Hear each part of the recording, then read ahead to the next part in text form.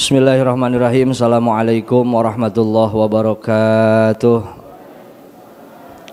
Alhamdulillah, salatu wassalamu ala rasulillah Sayyidina Muhammad ibn Abdillah wa ala alihi wa sahbihi wa mawalah. Asyhadu an la ilaha illallah wahdahu la syarikalah wa asyhadu anna sayyidana Muhammadan abduhu wa rasuluhu la nabiyya wa la rasulah ba'dah. Yang sama-sama kita hormati dan kita muliakan segenap para orang tua, para sepuh, para bini sepuh. Bil khusus yang sama-sama kita hormati dan kita muliakan, alhamdulillah guru kita bersama telah hadir di tengah-tengah kita, Al-Mukarram wal Mutarram Abah Kiai Haji Mustafa Warakah. Mudah-mudahan kedatangan beliau senantiasa menambah keberkahan untuk kita semua. Yang sama-sama kita hormati dan kita muliakan segenap para shaimin, para shaimat, ibu-ibu, bapak-bapak yang hadir seistiqomah pada kesempatan pagi hari ini. Mudah-mudahan hadirnya kita, duduknya kita, ngajinya kita senantiasa turun limpahan barokah dari Allah Subhanahu wa taala. Bapak Ibu hadirin jamaah, sebelum kita mulai seperti biasa kami pengurus Masjidul Iman mengucapkan banyak-banyak terima kasih kepada seluruh para hadirin jamaah yang selalu istiqomah dan selalu membantu dalam segala bentuk kegiatan yang ada di masjid kita. Mudah-mudahan apapun yang telah ibu bapak keluarkan, rezeki, ya, makanan dan lain-lain untuk berjalan lancarnya kegiatan di masjid kita, mudah-mudahan ya Allah, Allah ganti dengan pahala dan ganjaran yang berlipat ganda di dunia dan di akhirat. Ala hadhihi niyah wa ala kulli niyatin shalihah. Nas'alullahal ijabah bil barakah fid dini wad dunya wal akhirah. Al-Fatihah. A'udzu billahi minasy syaithanir rajim. Bismillahirrahmanirrahim. Alhamdulillahi rabbil alamin arrahmanir rahim maliki yaumiddin. Iyyaka na'budu wa iyyaka nasta'in ihdinas siratal mustaqim siratal ladzina an'amta 'alaihim ghairil maghdubi 'alaihim waladdallin. Amin. Ibu bapak hadirin jamaah sekalian, marilah kita sama-samakan mau'izul hasanah dari guru kita. Namun nanti di akhir tausiah barangkali Bapak Ibu ada yang mau bertanya, silakan kami buka nanti sesi pertanyaan, baik itu khususnya masalah zakat, sedekah, infak dan amal-amal yang lainnya. Silahkan nanti dipersilahkan siapkan pertanyaan untuk guru kita. Marilah kita sama-sama dengarkan mau'izul hasanah yang akan disampaikan oleh guru kita Al-Mukarram wal Mutarram Abah Kiai Haji Mustafa Warakah MA. Kepadanya dengan segala hormat kami persilahkan. Shallu ala Nabi Muhammad.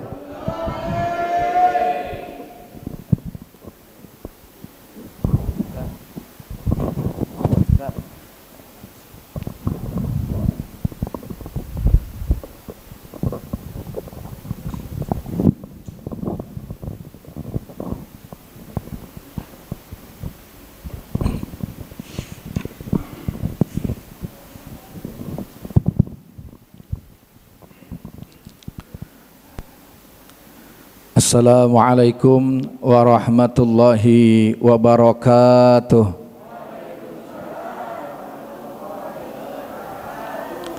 Bismillah walhamdulillah wassalatu wassalamu ala rasulillah Sayyidina wa maulana Muhammad ibn Abdillah wa ala alihi wa sahbihi wa mawalah. Ashhadu an la ilaha illallah wahdahu la syarikalah wa asyhadu anna sayyidana Muhammadan abduhu wa rasuluh la nabiyya ba'dah. Allahumma anfa'na bima 'allamtana wa 'allimna ma yanfa'una. Allahumma zidna ilma warzuqna fahma wa atina hikmah. Allahumma barik lana fi majlisina hadha. Allahumma barik lana fi majlisina hadha. Allahumma barik lana fi majlisina hadha ya Allah, wa hasil maqasidana wa hasil maqasidana. Allahumma anfad wa sallim wa karim wa ansur habibana Muhammad Rizq bin Husain bin Syihab wa ahlahu wa dzurriyyatahu wa jama'atahu wa talabidahu wa man tabi'ahu min syarri khalqika ajma'in wa min qamil kafirin wa min qamil musyrikin wa min qamil zalimin wa min qamil munafiqin wa min qamil hasidin wa min qamil mufsidin birahmatika ya arhamar rahimin walhamdulillahi rabbil alamin. Puji syukur alhamdulillah senantiasa kita panjatkan kehadirat Allah Subhanahu wa taala dengan izinnya, dengan rahmatnya, dengan segala nikmat yang diberikan oleh Allah, kita semua masih diberikan kesempatan untuk bisa melaksanakan ibadah puasa. Tepatnya sudah kita lewati sekitar 17 hari. Betul? Betul Pak? Ibu betul? Biasanya ibu-ibu yang paling apal ingatannya ya, karena ini menyangkut dapur dan lain sebagainya. Moga-moga ibadah puasa kita diterima, amin. Salat tarawih kita juga diterima, amin. Bacaan Quran, zikir, infak, sedekah kita juga diterima oleh Allah Subhanahu wa taala, dan semoga kita keluar dari bulan suci Ramadan mendapat ampunan dari Allah serta menjadi hamba Allah yang bertakwa, amin ya rabbal alamin. Salawat beriring salam tak lupa semoga Allah curahkan kepada panutan kita bersama, suri teladan kita semua, yakni baginda Rasulullah Nabi Muhammadin sallallahu alaihi wasallam. Dan semoga Allah Ta'ala berikan kucuran salawat salam itu pun kepada keluarga beliau, para sahabat beliau, serta seluruh umat beliau. Tidak terkecuali kita semua yang hadir pada kesempatan kali ini. Semoga dengan izin Allah kelak pada hari kiamat nanti akan mendapatkan syafaat dari baginda Rasulullah Muhammad sallallahu alaihi wasallam.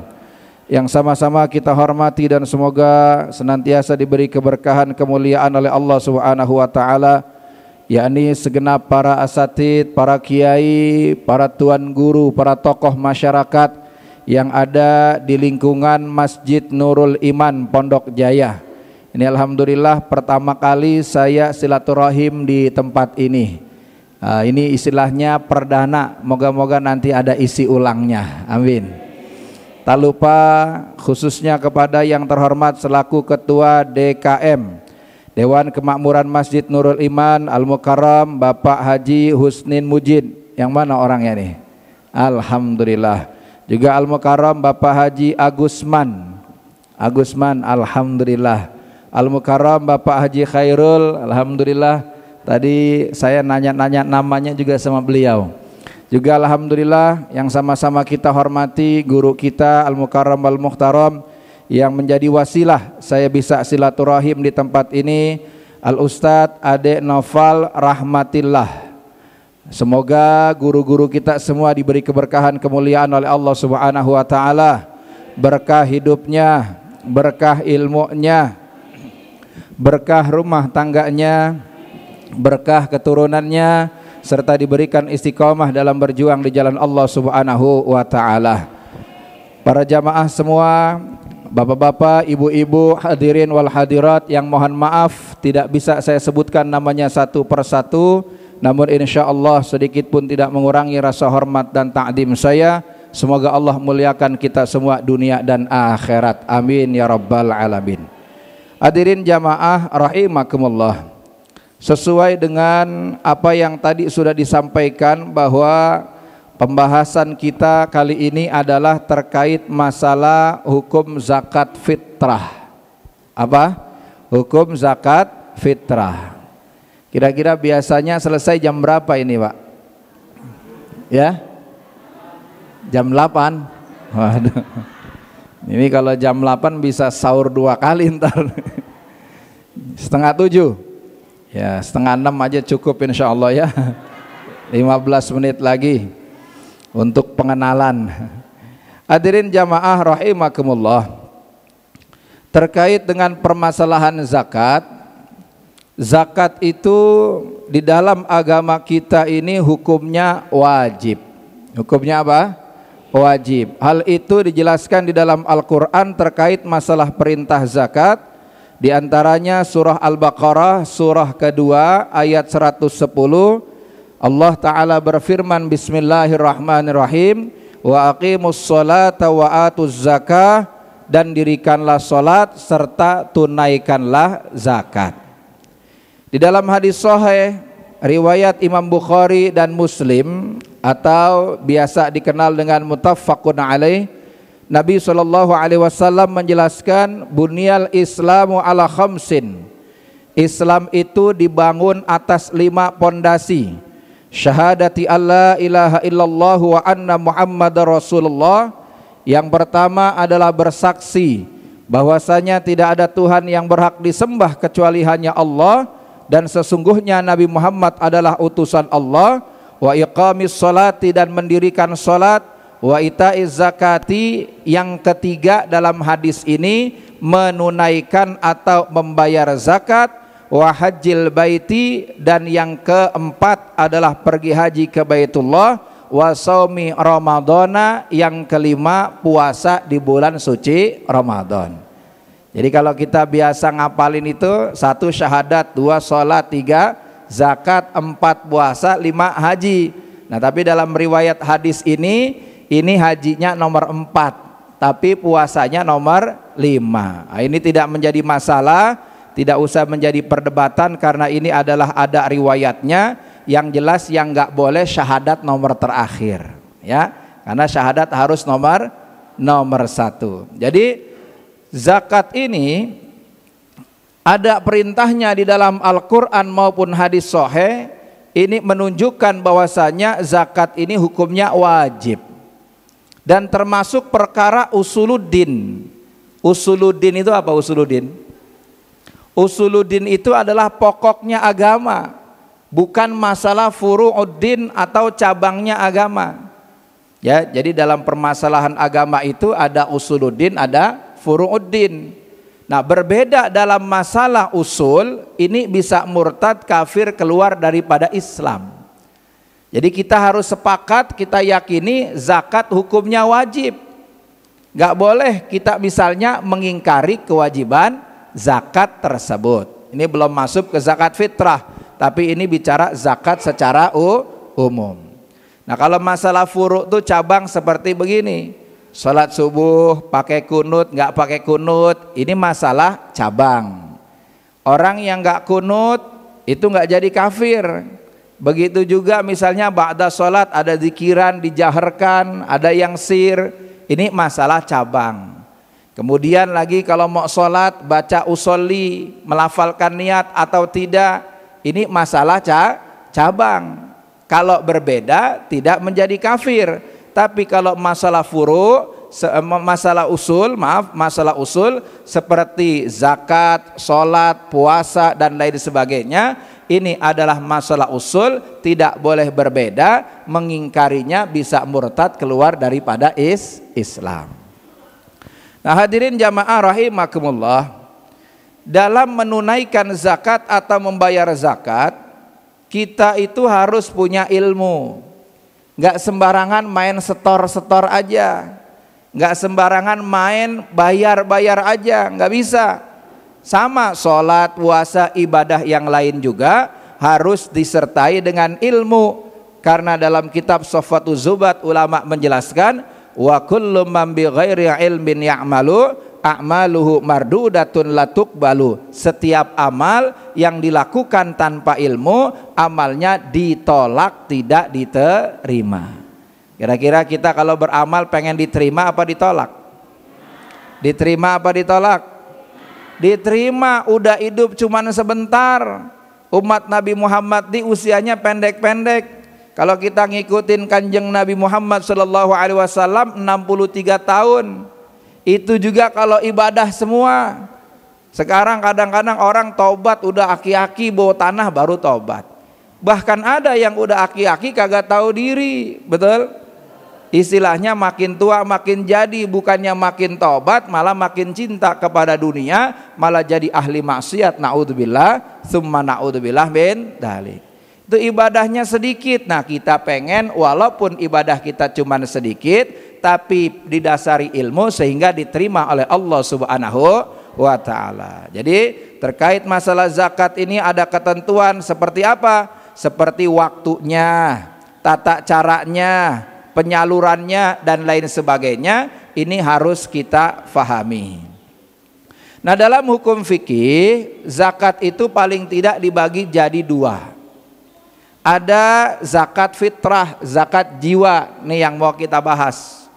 Ada juga zakat mal. Zakat apa tuh zakat mal? Zakat harta. Ingat zakat mal bukan zakat mall. Nah, ibu-ibu biasanya taunya zakat mall nih ya. Masih suka pergi ke mall? Alhamdulillah. Jadi kadang-kadang corona ini bawa berkah. Kenapa? Karena kalau mau ke mall kudu pakai barcode ya. Untung pada nggak ke mall jadinya. Kalau pakai barcode kan rada ribet ya. Jadi corona membawa berkah. Biar orang banyakin ibadah dan sedikit untuk ke mall. Nah ini ada zakat mal. Zakat mal ini diantara mencangkup apa? Hewan ternak, emas, perak, bahan makanan pokok, buah-buahan, mal tijarah atau aset bisnis. Bahkan di akhir ini menurut ulama kontemporer, ulama akhir zaman, yaitu ada istilah pula zakat kontemporer, yaitu diantaranya aset dan yang lain sebagainya. Ini juga masuk dalam kategori zakat mal. Nah, ini kita nggak bahas. Ini kita bahasnya terkait masalah zakat fitrah. Nah zakat fitrah itu sendiri Bapak Ibu jamaah rahimakumullah, diwajibkan atau diperintahkan, disyariatkan pada bulan Sya'ban tahun kedua Hijriyah. Jadi waktu Nabi di Mekah itu belum ada perintah zakat fitrah. Ketika Nabi hijrah, ya, Nabi hijrah ke kota Madinah, tahun pertama juga belum ada perintah zakat. Tahun kedua, ya ini pada bulan Sya'ban, ini sama dengan perintah puasa Ramadan, ini baru diperintahkan untuk mengeluarkan atau menunaikan zakat fitrah. Begitu. Jadi kalau kita misalnya hitung-hitungan, Nabi itu ngeluarin zakat fitrah sama dengan ketika puasa, yaitu berapa? 9 kali dalam hidupnya. Jadi Nabi puasa Ramadan berapa kali? 9 kali. Ada yang tanya mungkin, Abah kok 9 kali, kan Nabi hidup 63 tahun. Bahkan mungkin bapak-bapak, aki-aki mah ada yang udah 30-40 kali Ramadan, betul nggak? Nah hitung-hitungannya bagaimana? Ingat, Nabi itu puasa karena perintah Allah, bukan karena kemauan Nabi sendiri. Nabi diangkat menjadi Rasul usia berapa? Usia berapa? 40 tahun. Kemudian beliau dakwah di kota Mekah berapa tahun? Berapa lama? 13 tahun. 40 tambah 13 berapa? 53. Nih hitung-hitungan dulu nih, biar pada melek nih, romanya pada ngantuk amat ini. Masih kopi apa gimana nih? Jadi 53 tahun kemudian hijrah. Tahun pertama, tahun kedua belum. Tahun pertama berarti tambah 1 tahun, 54.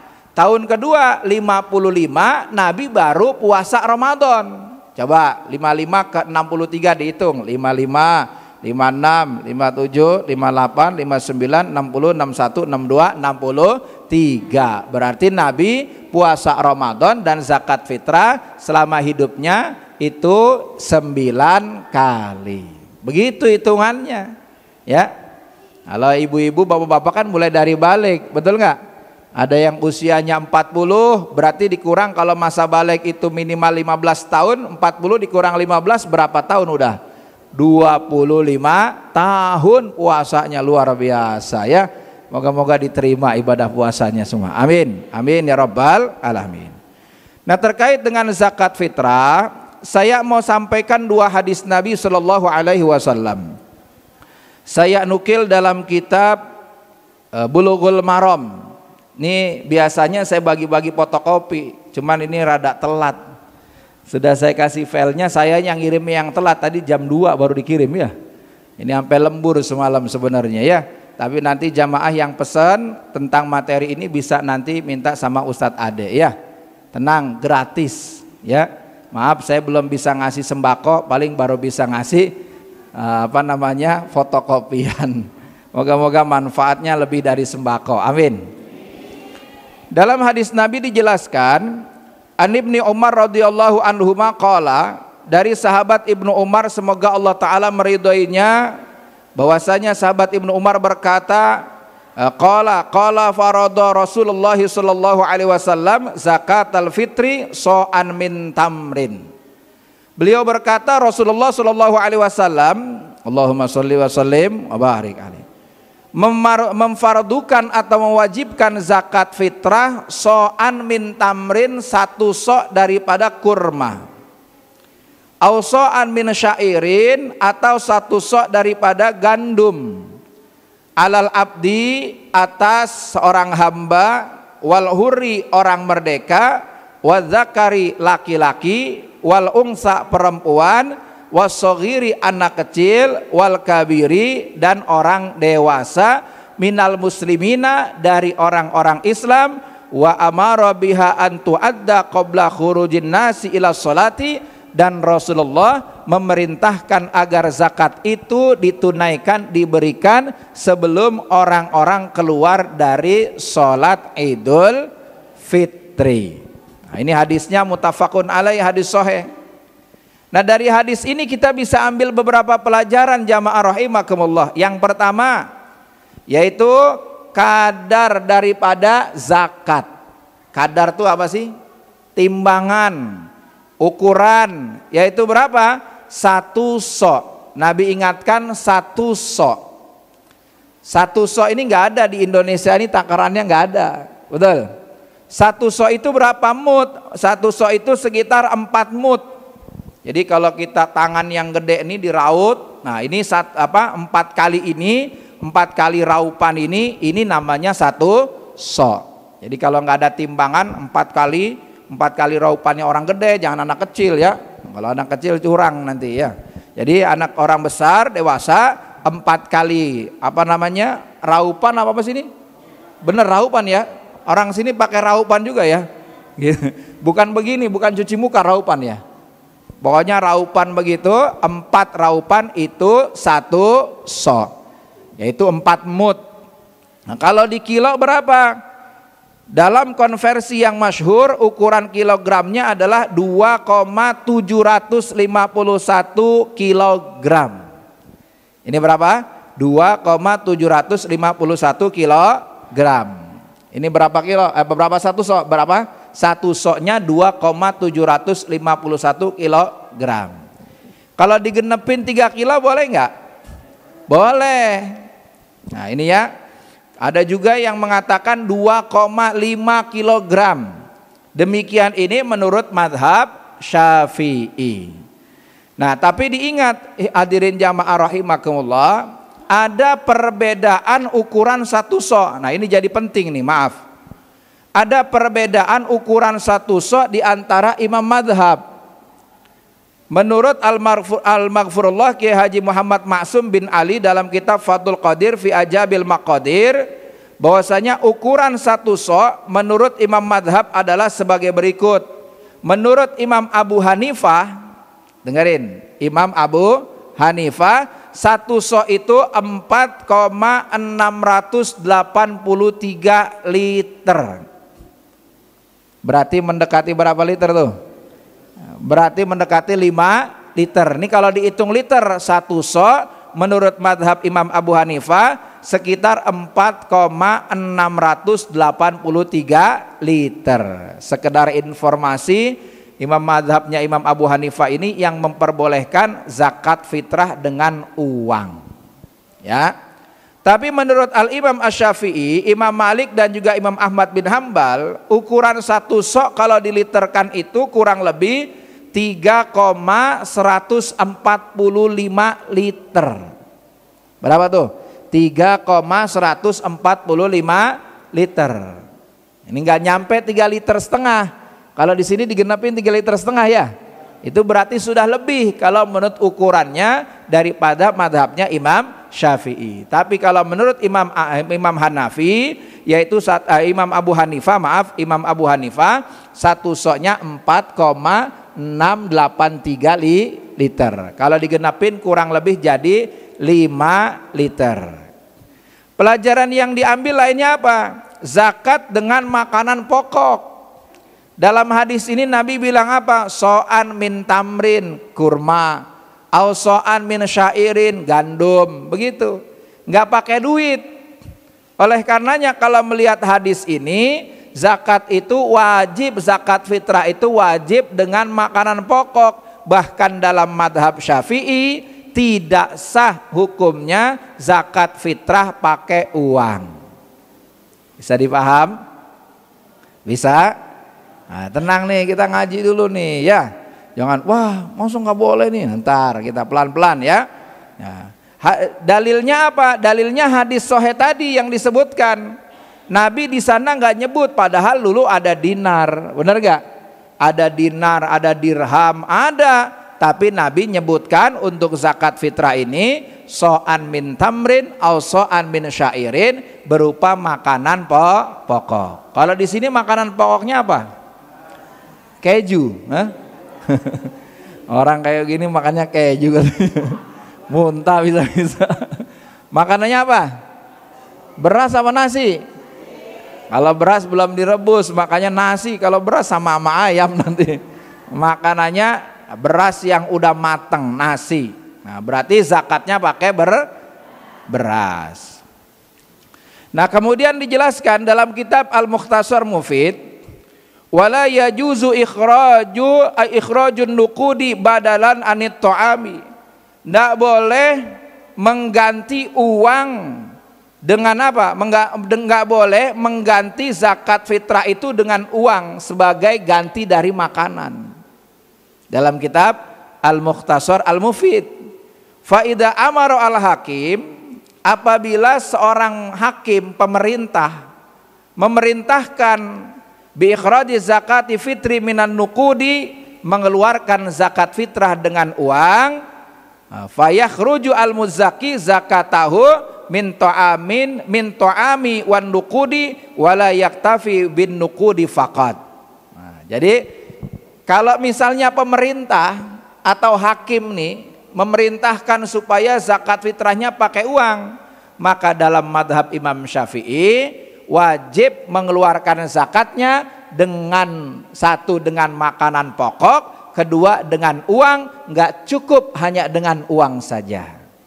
Jadi dengan makanan pokok karena menjalankan perintah Nabi, dengan uang karena menjalankan perintah ulil amri. Jadi kalau pemimpin ulil amrinya nih merintahin suruh pakai duit, maka jadi kalau dalam madhab Syafi'i ngeluarin kewajibannya dua, satu dengan makanan pokok, dua dengan uang, dan nggak cukup hanya dengan uang saja.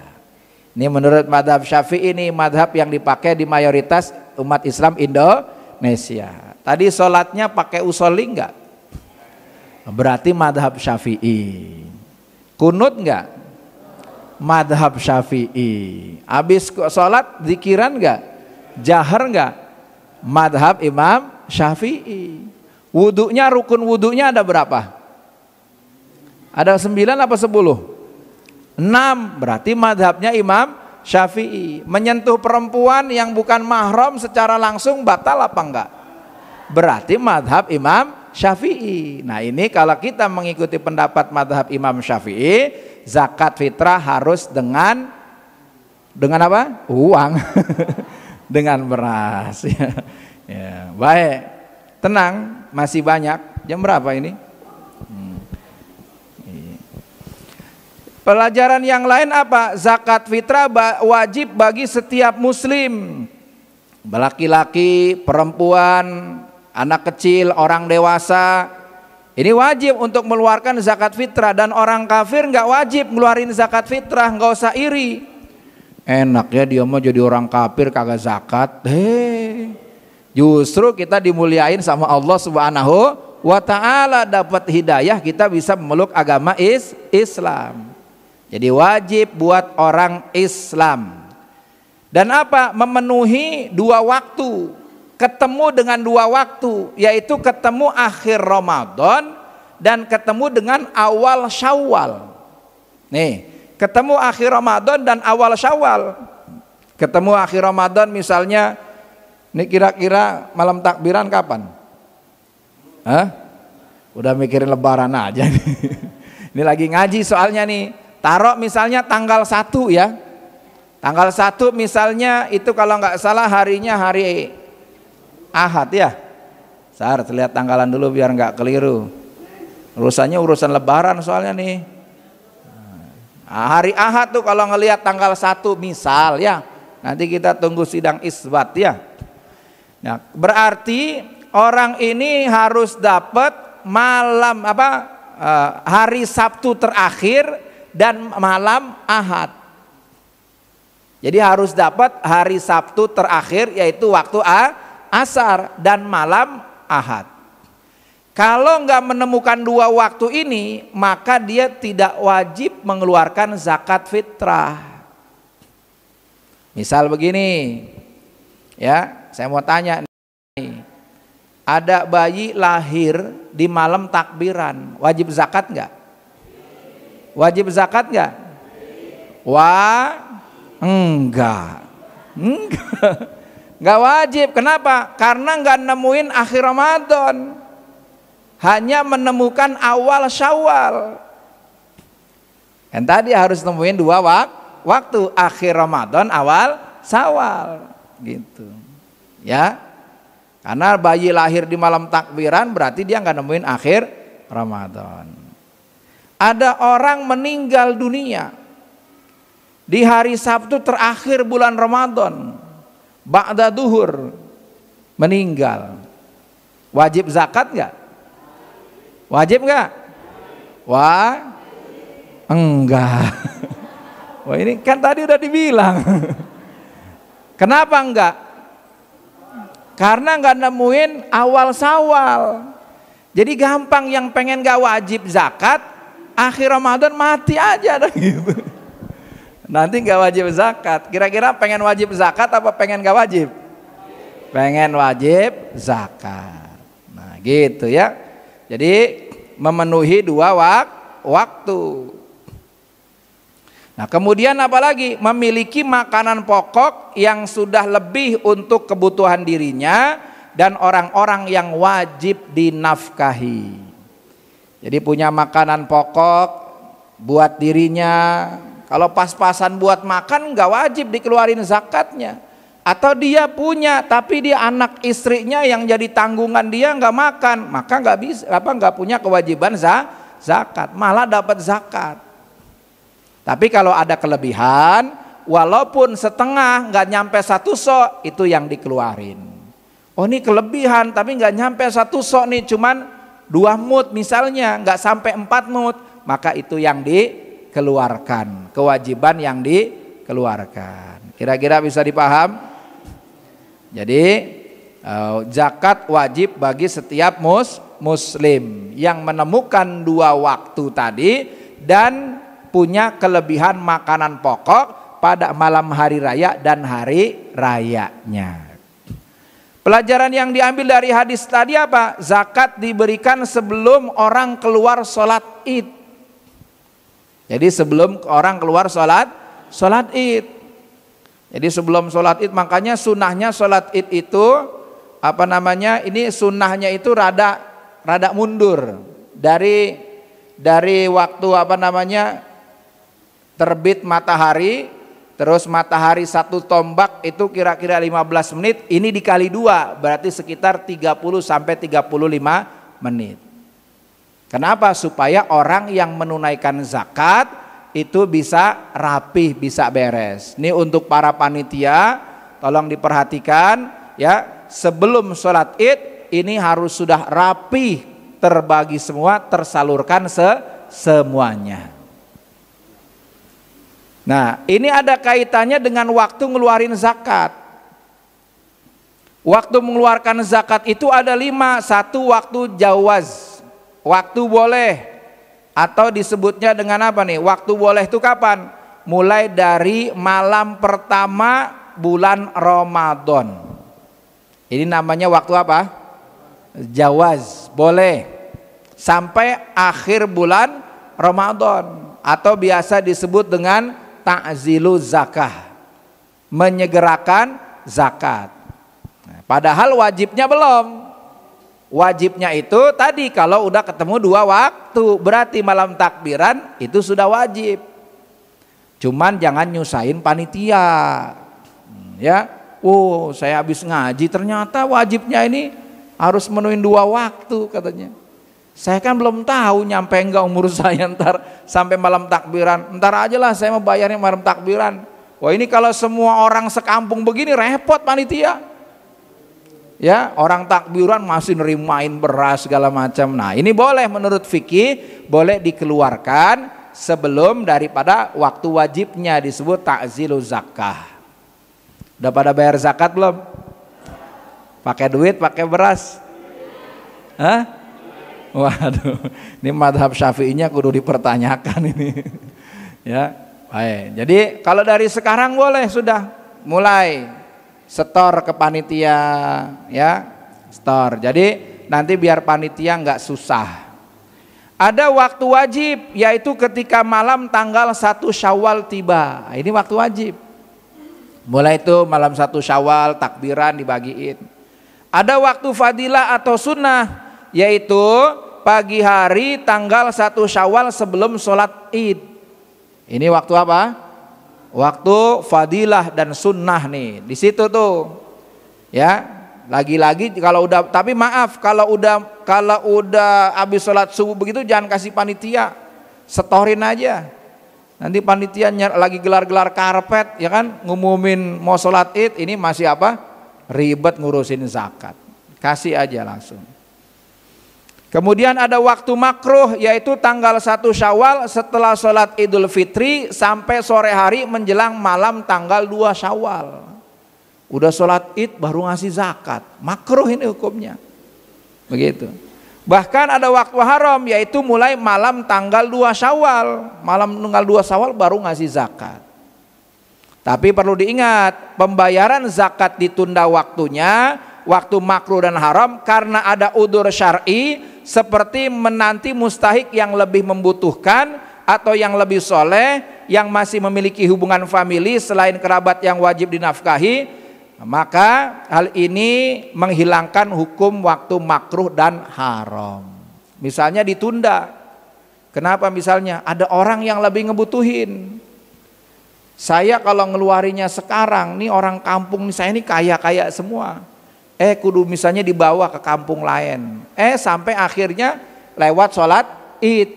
Kalau ada udzur syar'i, maka ini hilang waktu makruhnya. Atau harus di tanggal 2 karena menunggu yang lebih soleh. Jadi jangan sekedar miskin tapi kagak mau sholat, walaupun dapat jatah juga. Ya, udah miskin, udah fakir, miskin, kagak mau ibadah, sengsara, ya kan? Rumahnya tinggal di rumahnya RSSS-nya sampai 10. Rumah sangat sederhana sekali, sampai-sampai selonjor saja sangat sulit sekali misalnya. Udah begitu kagak mau sholat nih orangnya. Nah, ini sebenarnya kalau afdoliyahnya nggak ngasih sama orang yang begini, tapi yang lebih soleh. Sama famili keluarga yang tapi yang nggak punya kewajiban diberi nafkah. Kita punya adik, punya paman adik kita nih, adik kandung, wajib kita beri nafkah nggak? Enggak. Maka tapi susah nih orangnya. Ada tuh dalam golongan asnaf 8 itu. Maka itu lebih afdol ngasih ke famili yang apa? Yang tidak menjadi tanggungan kewajiban nafkah. Kira-kira bisa dipaham? Itu baru hadis 1. Nah, satu lagi boleh? Masih ada? Masih kuat nggak nih? Langsung buka aja nih. Hadis yang kedua sama dalam kitab Bulughul Maram halaman 85. Wa an Ibnu Abbasin radhiyallahu anhuma qala, dari sahabat Ibnu Abbas semoga Allah taala meridhoinya, amin. Beliau berkata, farada Rasulullah sallallahu alaihi wasallam, Allahumma shalli wa sallim wa barik alaihi. Rasulullah sallallahu alaihi wasallam mewajibkan zakatul fitri, zakat fitrah. Tuhratun lis-shaimi, ya ini sebagai apa? Sebagai pembersih bagi orang yang berpuasa, minal lagwi warrafasi, dari perbuatan sia-sia dan kata-kata kotor. Wa tu'matun lil masakini, dan juga sebagai makanan untuk orang-orang masakini. Orang-orang masakini itu orang apa maksudnya? Orang-orang miskin gitu. Jadi jamaknya miskin itu masakin, mafailun, ngikutnya sigot muntahal jumu, ikut wazan mafailu, termasuk isim goiro munsorib. Jadi zakat itu untuk ngasih makan orang miskin, dan tadi pembersih bagi orang yang berpuasa dari perbuatan sia-sia dan kata-kata kotor. Faman addaha qabla sholati, siapa yang menyerahkannya sebelum sholat, fahiya zakatun makbulatun, maka ini adalah zakat yang diterima.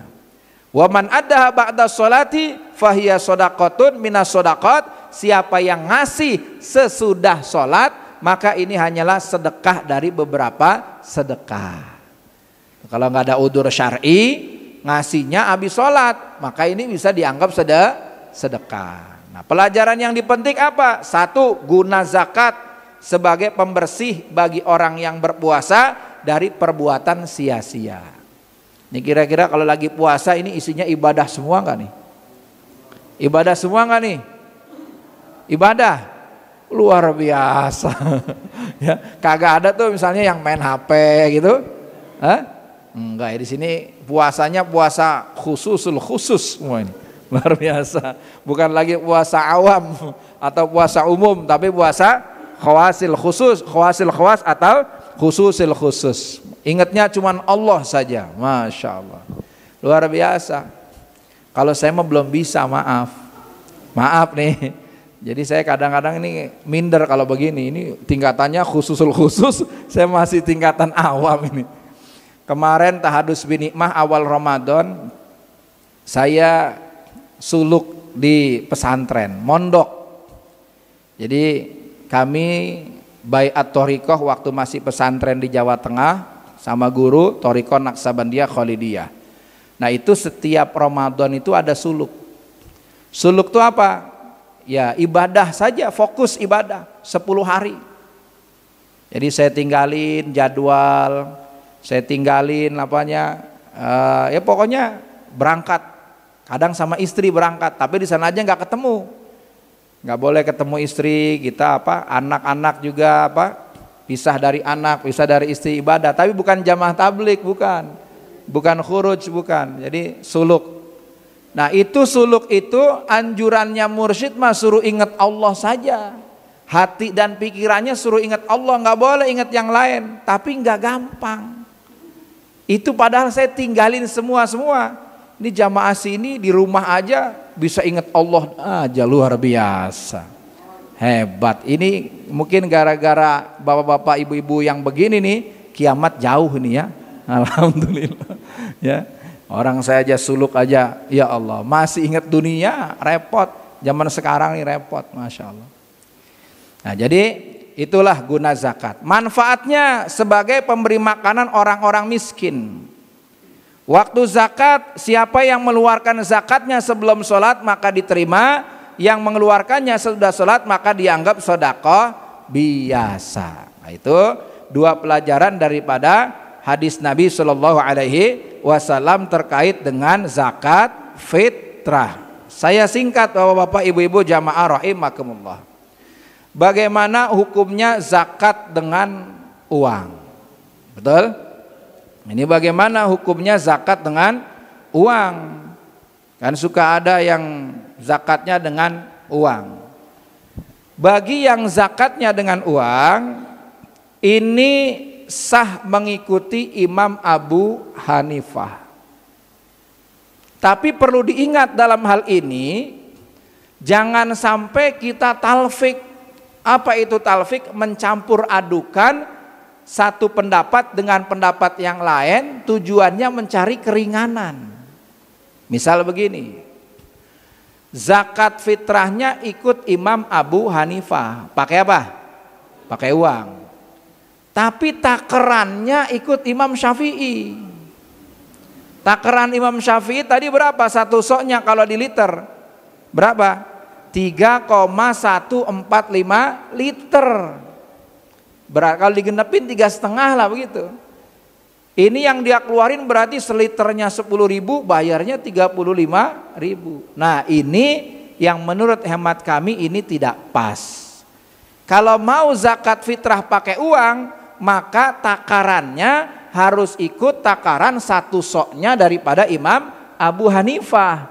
Yaitu berapa tadi? Kalau satu soknya dalam liter 4,683 liter, misalnya digenepin jadi 5 liter. Berarti bukan 35.000, harusnya 50.000. Kalau mau pakai apa tuh? Pakai uang. Kira-kira begitu nggak di sini? Malah dikurang-kurangin kok.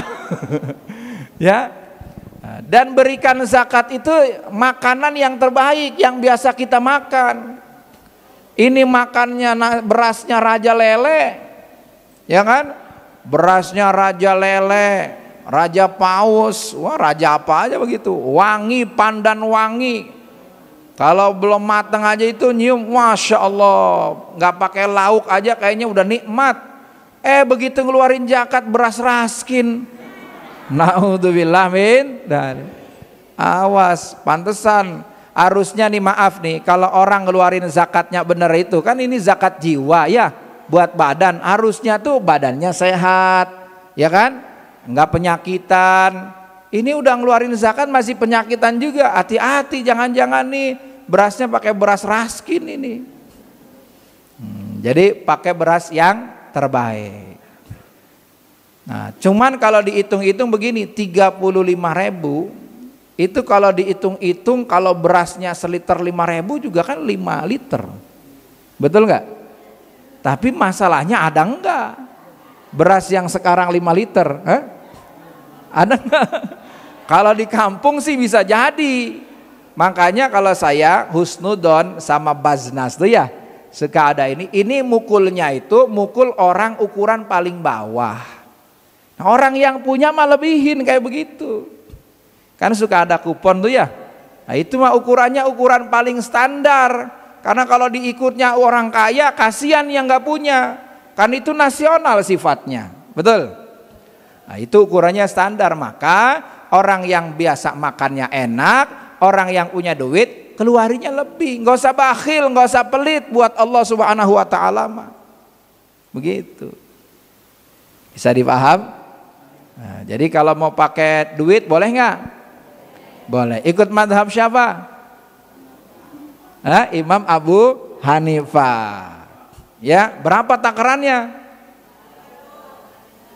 Taruh digenepin jadi 5 liter, begitu ya? Ya, begitu. Ibu-ibu sini kalau makan berasnya seliter berapa? Berapa? 10.000. Ini kan orang kaya semua ini. Diapit, Lotemat Bintaro, rumah sakit internasional ini ya, masa makan beras 10.000. Ya, taruh misalnya makan berasnya yang seliternya 15, berarti 15 kali ini, ada nggak? 15.000 nggak ada? Oh iya, minyak goreng aja mahal. Ya, ini segala-gala lagi susah katanya, bener nggak? Bener gak sih? Saya mah nggak tahu ya, yang tahu bini saya. Saya mah terima makan aja pokoknya. Gitu. Jadi gitu. Misalnya seliternya 50.000, berarti kalau 5 liter 250.000. Kalau mau pakai duit. Ya, moga-moga bisa diamalin nih. Amin. Ini bukan saya yang ngomong nih. Ini jadi kita ngaji kayak gini juga ya. Baik, selanjutnya yang berhak menerima zakat, terakhir yang berhak menerima zakat ada empat kriteria. Satu, Islam, orang kafir tidak berhak mendapatkan zakat. Dua, merdeka, maksudnya merdeka itu bukan budak, ini kan merdeka semua ya, karena perbudakan sudah dihapuskan. Jadi sebelum orang-orang barat misalnya menggencarkan tentang hak asasi manusia, pembebasan budak, Nabi kita 1500 tahun yang lalu ajaran Nabi besar Muhammad SAW itu syariatnya menghilangkan perbudakan.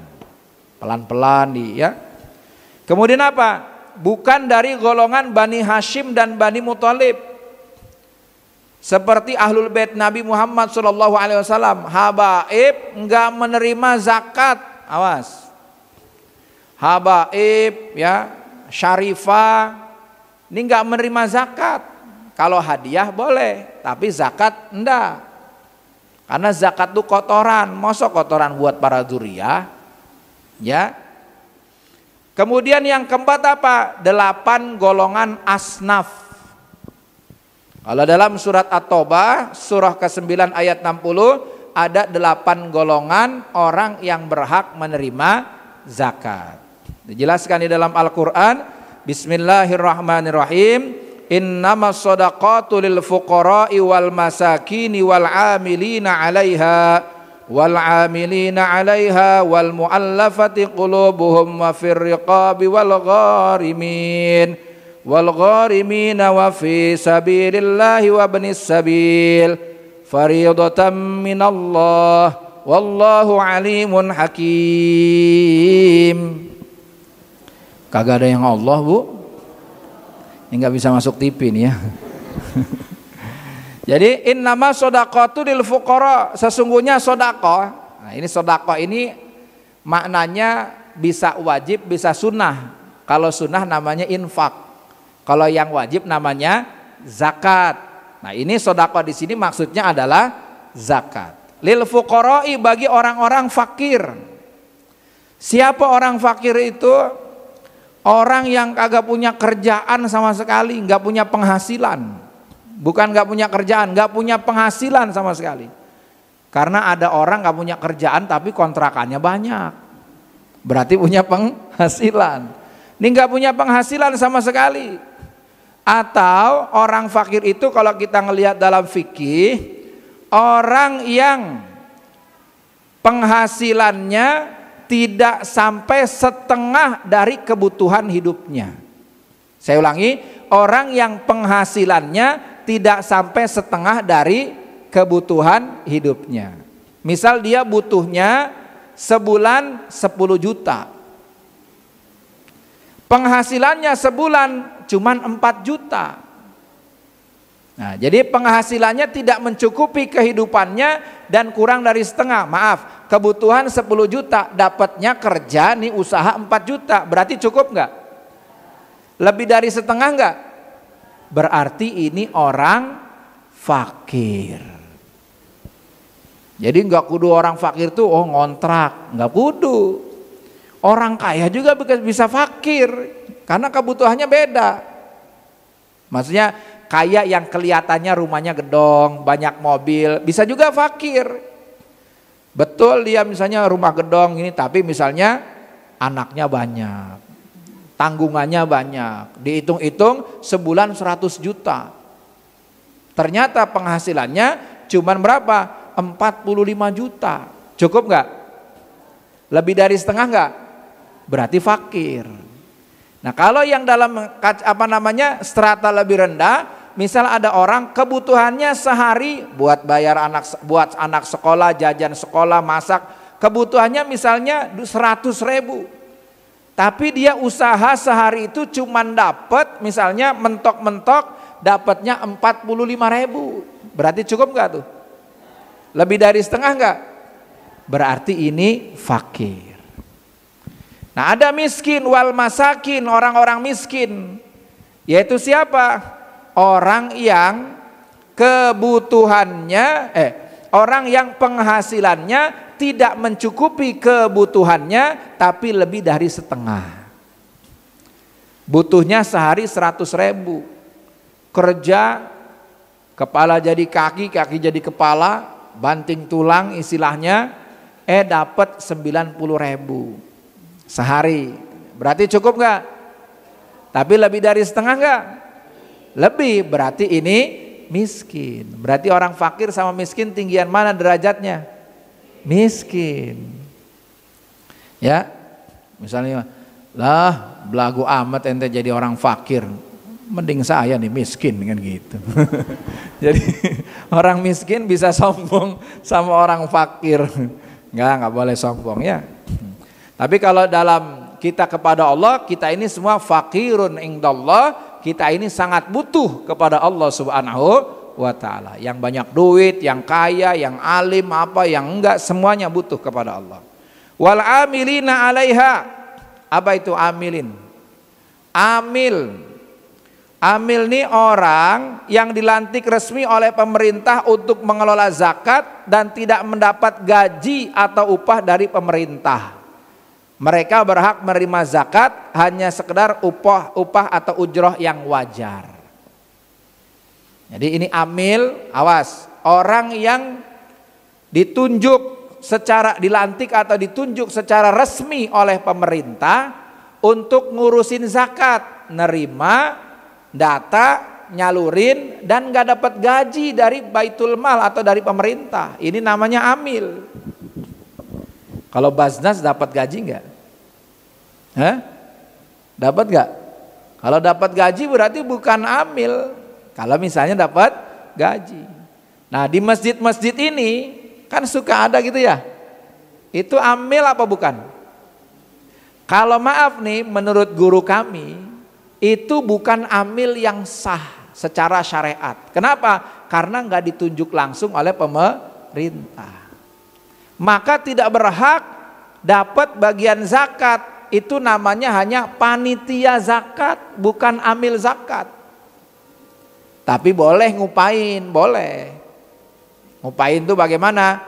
Ya misalnya yang ngurusin zakat namanya orang bantu-bantu ya, ikhlaskan di hati. Ikhlas itu nggak mesti gratis. Misal diumumin siapa yang mau ngurusin nih, karena ini tanggung jawabnya berat, betul nggak?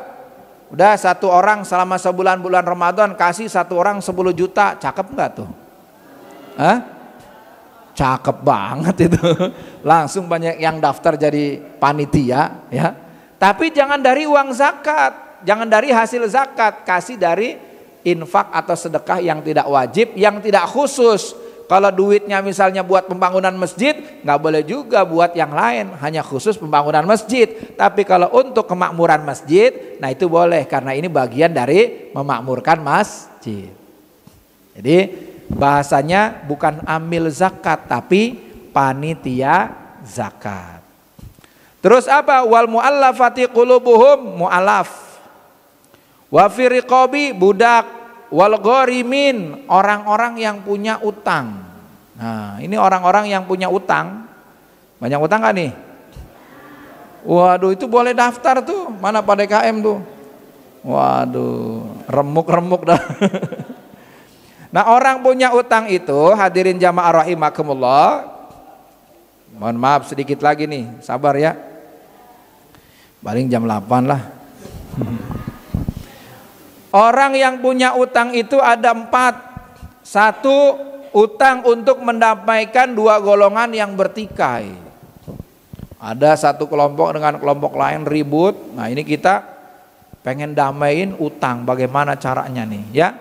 Supaya difasilitasi ketemu bagaimana. Ini uang utang, nih boleh. Bukan utang pribadi doang. Tapi bukan misalnya punya kreditan motor sampai 5, oh ini saya nggak kebayar, wah itu mah risiko ente itu mah. Terus berhutang untuk kemaslahatan umum seperti membangun masjid atau yang lainnya. DKM bikin masjid, belum selesai, utang ke material. Ya, utang kemana? Ke material. Nah, maka ketika boleh dapat gharimin, bagian dari orang yang punya utang buat bayarin tuh. Berhutang untuk memenuhi kebutuhan diri dan keluarga, buat bayaran anak sekolah, buat makan. Lagi musim corona nih, banyak yang di PHK ya, banyak orang kagak kerja, ngutang di warung penuh, bon banyak, ditagi-tagi, nggak bisa kebayar. Itu boleh dapat dari gharim. Bahkan untuk menyelamatkan riba, hati-hati. Ada orang misalnya kalau riba kan bukannya nolong malah nyekek, ini hati-hati. Orang jauh-jauh dah dari riba, hati-hati. Rentenir ini ya. Ini dalam hadis Sahih Muslim itu dilaknat sama Rasulullah. Orang yang minjeminnya, yang nyatet, yang ngasih pinjaman, yang minjem itu dilaknat, naudzubillah. Terus berhutang untuk menjadi penjamin atas hutang orang lain. Ada sahabat itu begitu. Jadi gini misalnya, ada orang utang, saya ada jaminannya. Ternyata orang ininya belum bisa bayar, maka saya boleh ngambil dari zakat itu, akadnya gharimin. Gharimin untuk apa? Untuk bantu orang lain yang punya utang. Lanjut. Kemudian apa? Wa fi sabilillahi, dan orang yang berjuang di jalan Allah. Nah maaf, terkait sabilillah, ini yang dimaksud sabilillah di sini jumhur ulama, mayoritas ulama mengatakan sabilillah di sini adalah orang yang berperang membela agama Allah dan nggak mendapat gaji dari pemerintah. Bela agama, berjuang, begitu. Angkat senjata, maknanya makna khusus, bukan makna am. Seperti bangun masjid dan yang lainnya, bukan, tapi makna khusus orang yang berjuang. Nah, ada pendapat yang membolehkan, pendapat Imam Qafal, tapi menurut keterangan para ulama ini pendapatnya dhaif, ya. Pendapatnya dhaif dan dijelaskan di sini amma khilafus sahih fal ghalibu annahu yakunu fasidan la yajuzu al akhda'u bih. Sedangkan pendapat yang bertentangan dengan pendapat sahih, maka secara umum pendapat tersebut fasid, rusak, tidak boleh digunakan. Jadi sebaiknya kalau kami diajarkan guru-guru kami itu zakat itu bukan buat guru ngaji, bukan buat bangun masjid, bukan buat rumah gitu ya. Tapi ini hanya untuk orang yang berjuang di jalan Allah, angkat senjata dan tidak dapat gaji dari pemerintah. Tapi ada memang ulama yang mengikuti pendapat bahwasanya boleh untuk ditasarufkan secara umum. Tadi salah satunya guru ngaji, ya, atau untuk pembangunan masjid yang lainnya. Tapi kalau saya mengikuti pendapat yang tidak secara umum tapi menggunakan secara khusus, begitu ya. Ini terkait dengan permasalahan zakat. Sabilillah wa ibni sabil dan anak jalanan. Anak jalanan itu maksudnya orang yang apa? Dalam perjalanan, bukan perjalanan maksiat, kehabisan ongkos dan sebagainya, maka boleh untuk menerima zakat atau bagian dari zakat tersebut. Terakhir, kalau ada anak punya anak sudah balik, maka ketika mau zakat itu harus izin dulu. Punya anak sudah balik, dia belum bisa kerja, apa misalnya masih kuliah, masih di mana? Di kuliah, entah itu di Jawa Tengah, di Jogja atau yang lain. Maka orang tuanya ini kalau mau zakat ini kudu apa? Kudu izin dulu, sifatnya wakil, mewakili anak. Karena dia sudah punya kewajiban zakat, bukan sama orang tua. Jadi sifatnya mewakili anak tersebut, ya. Nah, jangan langsung main zakat-zakatin aja. Sama termasuk maaf, kadang ibu-ibu ada seorang istri punya duit, kerja dia. Lakinya mungkin kagak gablek atau misalnya lakinya ya penghasilannya nggak seberapa, mentang-mentang banyak duit langsung datang ke masjid aja, nih saya bayarin zakat. Tiba-tiba ngomong, "Bang, zakatnya udah neng bayarin. Udah saya bayarin." Loh kok nggak ngomong? Harusnya ngomong dulu. "Bang, nih saya ada rezeki mau bayarin." Kalau istri yang baik pasti begini nih. Kalau abang belum punya, nih saya hadiah buat abang. Abang buat bayar zakat dah. Nah berarti suaminya nanti yang bayar, begitu. Yang saya sedekain dah bang, abang kasihan banget hidupnya susah bang. Jangan, ngeledek namanya. Baik. Jadi begitu ya, yang udah punya anak nih kayak di pesantren, saya punya anak di pesantren. Kalau mau zakatin udah balik anaknya, maka kudu apa? Kudu ngomong dulu. Nah kamu zakatnya abah yang bayar, ya. Gitu, misalnya di sini atau dia mau bayar langsung di sana, boleh kita kasih uangnya, silahkan bayar. Wallahu a'lam bishawab. Moga-moga ada manfaat dan hikmahnya ya. Allah ridha ya, Allah berkahi ya. Amin ya rabbal alamin. Silahkan mungkin ada yang mau ditanyakan dari terkait masalah zakat. Baik, silahkan Pak Haji. Waalaikumsalam warahmatullahi wabarakatuh.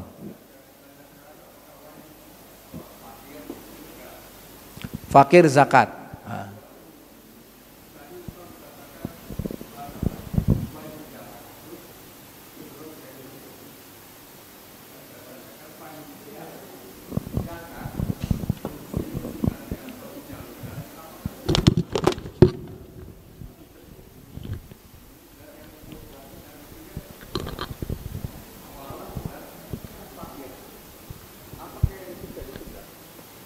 Mualaf fakir. Diulangi seperti ya? Iya. Yang pertama, apakah seorang fakir itu wajib zakat? Yang kedua, apakah wajib zakat itu sebelum Idul Fitri tentu akan menjadi sedekah? Yang saya tanyakan, panitia zakat mendistribusikan atau menyalurkan boleh setelah Idul Fitri atau tetap pada batasan waktu Idul Fitri? Yang ketiga, seorang mualaf dan musafir, kapan itu diberikan? Makasih Ustaz. Assalamualaikum warahmatullahi wabarakatuh. Waalaikumsalam warahmatullahi wabarakatuh. Bismillahirrahmanirrahim. Pertanyaan pertama, apakah orang fakir itu wajib zakat? Jadi kalau ngelihat tadi keterangan fakir itu tadi, orang fakir itu orang yang tidak punya penghasilan, atau dia kerja usaha tapi penghasilannya tidak mencukupi kebutuhan hidupnya dan kurang dari setengah. Nah, apakah dia wajib zakat? Kalau di malam hari raya dan siangnya dia ada kelebihan makanan, maka dia wajib. Tapi kalau nggak ada, nggak wajib buat dia. Gitu. Ya. Misal begini, hari-hari sebelumnya susah, tapi hari itu banyak, kan suka dapat tuh ya. Wajib zakat nggak? Wajib. Misalnya dikasih dari beras dari masjid ini 10 karung, dari ini 100 karung. Wah, tiba-tiba malam Idul Fitri sama ini jualan beras gitu.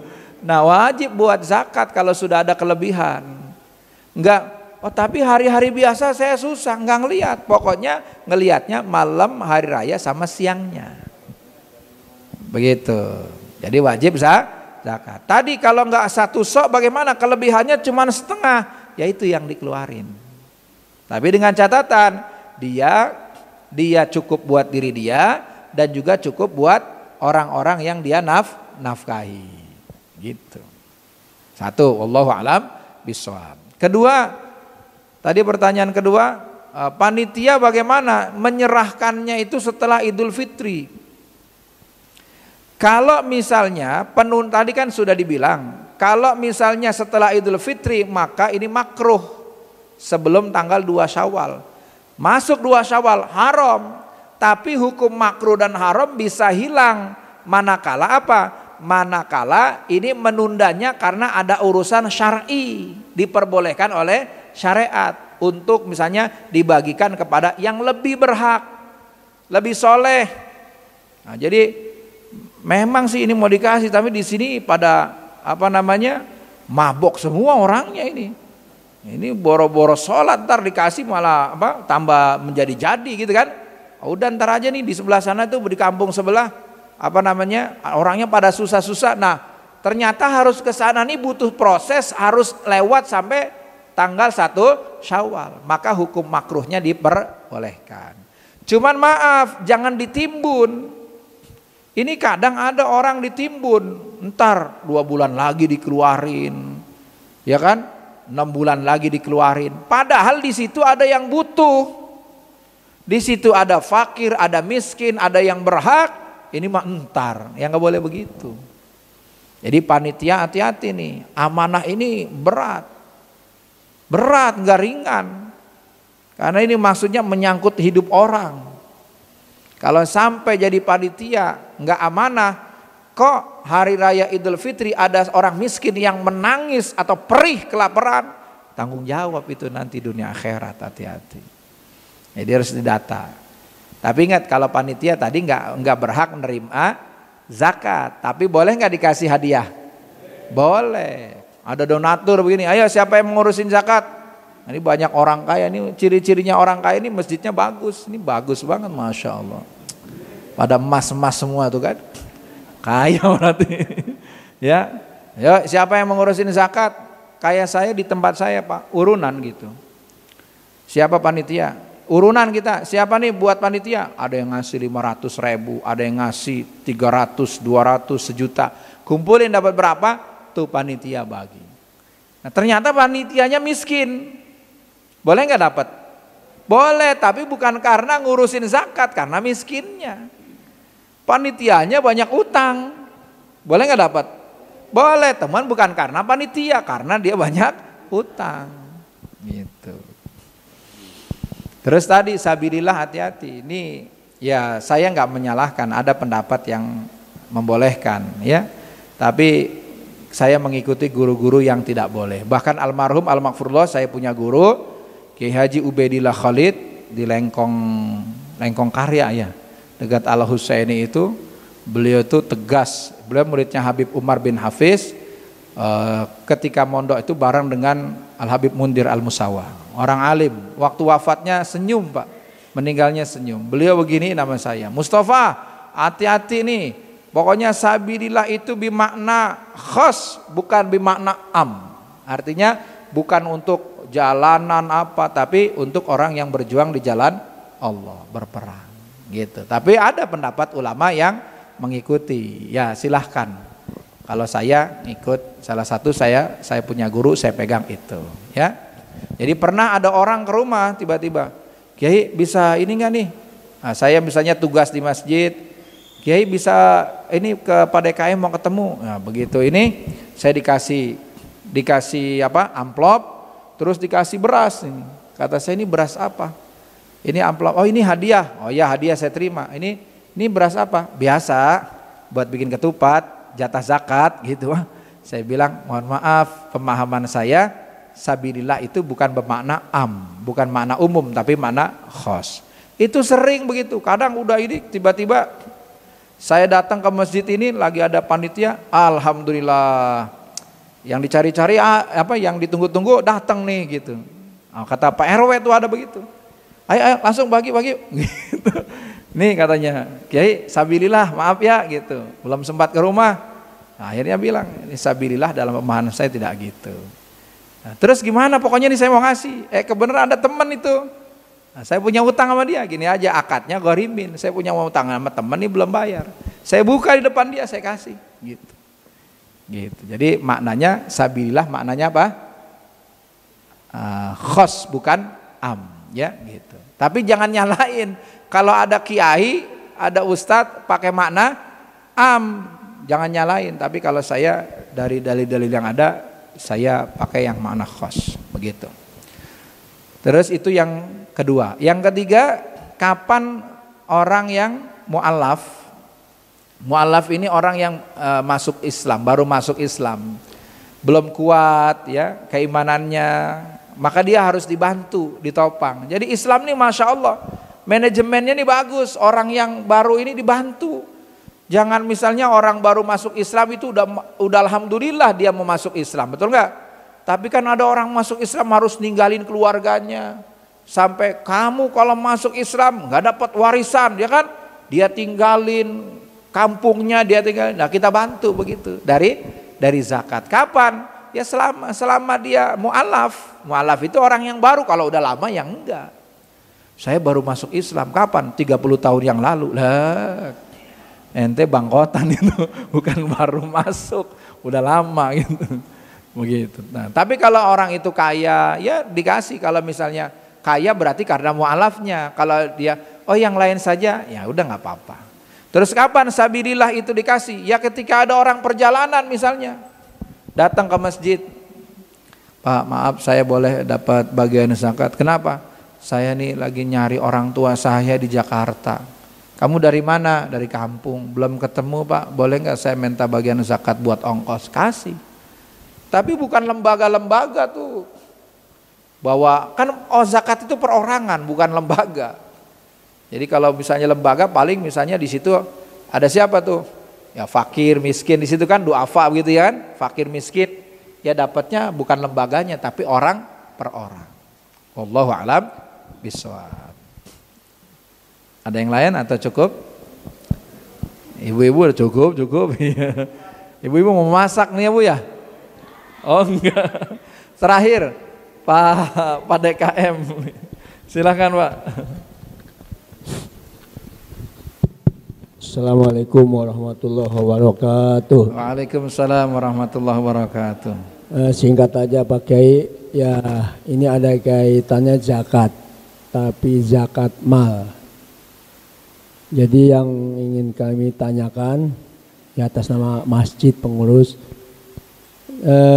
Zakat mal itu bisa atau tidak, atau peruntukannya, contohnya masjid ini kita kan ada pemberdayaan, kita niat untuk memberangkatkan marbot imam masjid umroh, tapi kita uang itu memang uang ya, kita ada dana talangan pinjam lah yang harus kita bayar tiap bulan. Itu kira-kira kami bisa dijelaskan bagaimana hukumnya itu, kalau bisa nggak untuk ituan digolongkan dengan fisabilillah untuk dana talangan tersebut.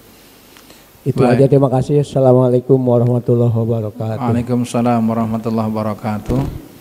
Jadi tadi kalau kita mengikuti pendapat yang khusus, sabilillah itu maknanya hanya orang yang angkat senjata berperang di jalan Allah dan tidak mendapat gaji dari baitul mal. Tapi kalau maknanya ya tadi untuk kemaslahatan kaum muslimin ya. Tapi sebaiknya untuk dana talangan umroh apa itu tidak pakai zakat. Gitu. Kecuali begini, udah utang dia. Dia udah utang misalnya, begitu, jangan begini. Udah utang aja ntar zakat, ya itu udah rencana namanya. Misalnya udah utang, tiba-tiba hari hanya, misal karena dia kerjaannya apa, nggak bisa nyicil apa, ya kan, belum bisa bayar. Nah berarti masuk apa? Ghorimin, orang yang punya utang. Tapi jangan direncanain. Saya mau punya utang kan direncanain gitu, ntar gampang, tenang aja, marbot ntar ambil dari zakat, akadnya ghorimin. Wah ini manipulasi namanya, ya begitu. Jadi sebaiknya tidak menggunakan dari zakat gitu. Wallahu a'lam bishawab. Banyak dari zakat ini orang nyelamatin gini Bu, kayak utang riba, orang numpuk-numpuk tuh ya. Itu diperhatiin coba yang utang-utang kayak gitu. Dia makin terjerumus pada dosa. Bantu orang-orang kayak begitu tuh. Tapi ingat, jangan sampai nanti tuman tuh. Udah dibantu, ngutang lagi. Kemarin utang motor misalnya kan kena riba. Tahun besok utang Pajero katanya. Wah, ini memang maaf saya punya utang nih belum bayar, cicilan 10 bulan. Apa? Pajero, ya Allah. Ente mah sengaja itu niat. Wallahu alam bishawab. Terima kasih, itu saja yang bisa disampaikan. Yang baik, yang benar datangnya dari Allah, yang salah keliru khilaf karena kebodohan kekurangan diri saya. Semoga Allah ampuni dosa saya dan dosa kita semua. Sebelum saya tutup, saya mau sampaikan satu hadis Nabi, hati-hati. Kalau bukan hak kita, kita bukan termasuk astap yang 8, jangan coba-coba makan uang zakat. Karena di sini ada peringatan keras dalam hadis riwayat Imam Bukhari. Inna rijalan yatakhawwaduna fi malillahi bighairi haqqin falahumun naru yaumil qiyamah. Sesungguhnya orang yang menggunakan harta Allah, salah satunya zakat, dengan tanpa hak, nggak berhak dia, tapi dia pakai, dia menggunakan, maka akan dimasukkan ke dalam neraka pada hari kiamat nanti. Na'udzubillah min. Jangan gara-gara 1 liter, 2 liter, 10.000, 2.000, 1 juta, 2 juta, kita gadein diri kita untuk masuk ke dalam nerakanya Allah. Na'udzubillah min. Terima kasih. Kita tutup dengan hamdalah. Alhamdulillahirabbil alamin. Tahlil, salawat, istighfar masing-masing 3 kali. La ilaha illallah, la ilaha illallah, la ilaha illallah. Allahumma salli ala sayyidina Muhammad wa ala alihi wa sahbihi wa sallim. Allahumma salli ala sayyidina Muhammad wa ala alihi wa sahbihi wa sallim. Allahumma salli ala sayyidina Muhammad wa ala alihi wa sahbihi wa sallim. Rabbi ighfirli wa li walidayya wa lil mu'minina wal mu'minat. Rabbi ighfirli wa li walidayya wa lil mu'minina wal mu'minat. Rabbi ighfirli wa li walidayya wa lil mu'minina wal mu'minat. Subhanakallahumma wa bihamdika asyhadu an la ilaha illa anta astaghfiruka wa atubu ilaik. Udah boleh salaman? Di sini salam-salaman enggak?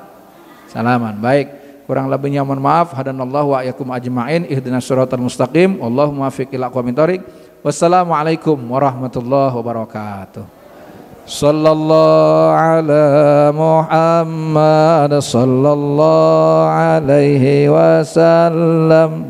sallallahu Muhammad sallallahu alaihi wasallam sallallahu alaihi wasallam sallallahu Muhammad sallallahu alaihi wasallam sallallahu ala Muhammad sallallahu alaihi wasallam